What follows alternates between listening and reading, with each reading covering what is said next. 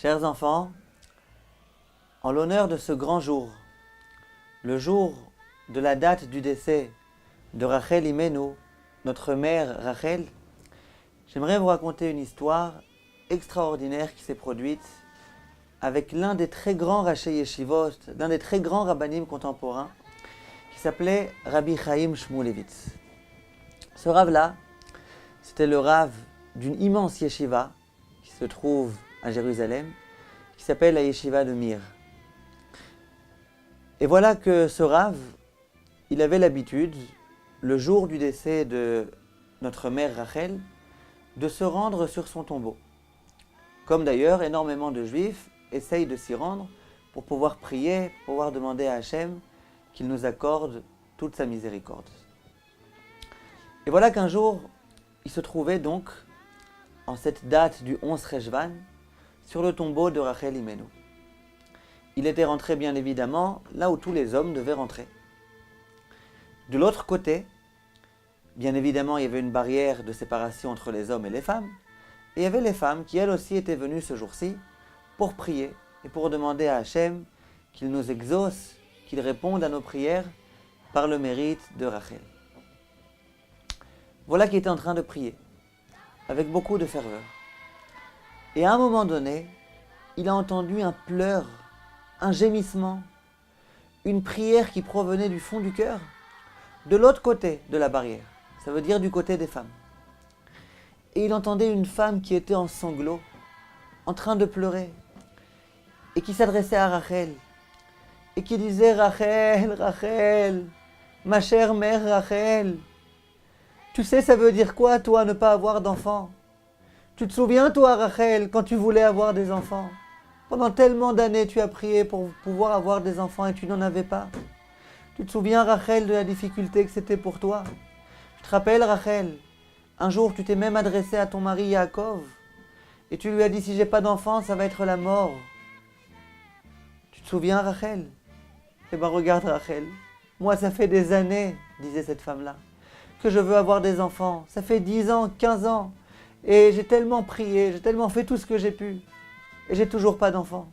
S'il te plaît Rachel, demande à Hachem. Toi qui sais c'est quoi la souffrance de ne pas avoir d'enfants. Toi qui es consciente de cela. Prie de toutes tes forces à Hachem qu'il accepte de me donner un enfant. Je t'en supplie maman Rachel, je t'en supplie, je t'en supplie, je t'en supplie. Et le Rav, lorsqu'il a entendu cette prière-là, qui était tellement sincère, qui provenait du fond du cœur d'une femme dans le désarroi, il s'est dit, quelle belle prière, prière comme ça dans laquelle on s'adresse à Rachel et on lui demande de se souvenir de la difficulté, quelle prière. Il s'est dit le Rav Shmulevitz, c'est la première fois de ma vie que j'entends une prière tellement sincère, tellement profonde. Au moment où le Rav est sorti du tombeau de Rachel, il a demandé à une des personnes qui se trouvait là-bas, est-ce que vous pouvez s'il vous plaît appeler cette femme-là ? J'aimerais bien lui dire quelques mots. Immédiatement on a été chercher cette femme-là, qui pleurait comme ça, du fond du cœur. Et on lui a dit, vous savez, il y a l'un des grands rabbanim de la génération, le Rav Chaim Shmulevitz, qui veut te parler. Alors elle immédiatement elle s'en va, elle vient. Et le Rav lui dit, écoute, j'ai entendu ta prière. Quelle prière fabuleuse. La vérité, ça faisait longtemps que je n'avais pas entendu une prière tellement sincère, qui provenait vraiment comme ça du fond du cœur.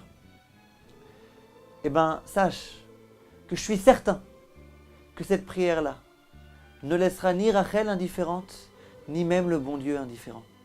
Et je suis certain que cette année, Bezrat Hashem, tu auras un bébé.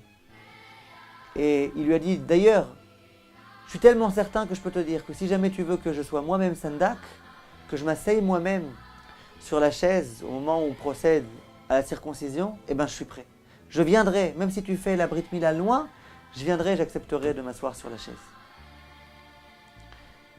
Et l'histoire raconte qu'effectivement, rapidement après, elle est tombée enceinte. Cette femme-là qui pendant de nombreuses années n'avait pas eu d'enfant.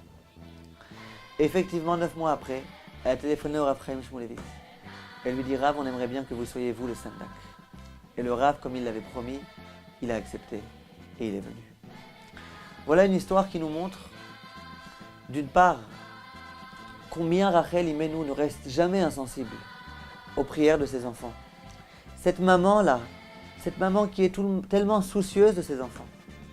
Mais ça prouve aussi que lorsqu'on prie du fond du cœur, il y a des prières qui sont capables vraiment de tout ouvrir.